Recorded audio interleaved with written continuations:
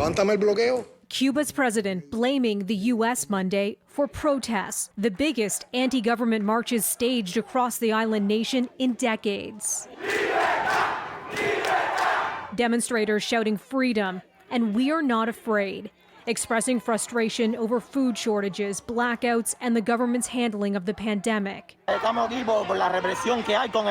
We are here because of the repression against the people, says this protester. The rallies erupting Sunday amid communist-run Cuba's worst economic crisis since the fall of former ally Soviet Union, as Reuters reports, with the tightening of decades-old U.S. sanctions exacerbating shortages of food and medicine as COVID cases surge. Ayer apedraron a fuerzas de la policía.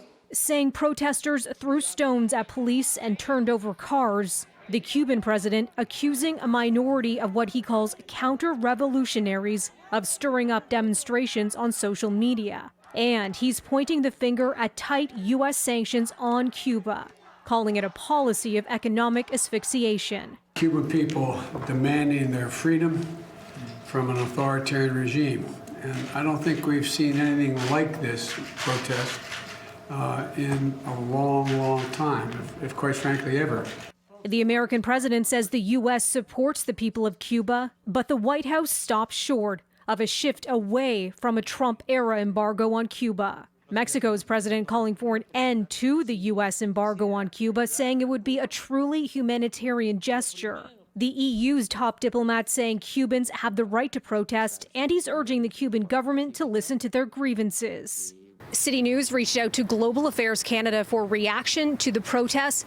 They tell us they are closely monitoring the situation and are concerned by recent events. In a statement, they go on to say in part, Canada supports the right to freedom of expression and assembly and calls on all parties to uphold this fundamental right. Global Affairs Canada urging all sides to exercise restraint and encourages all parties involved in the crisis to engage in peaceful and inclusive dialogue. And Canadians in Cuba are being warned that more demonstrations could happen. They're being advised to avoid areas where large gatherings are taking place. Melissa Duggan, City News.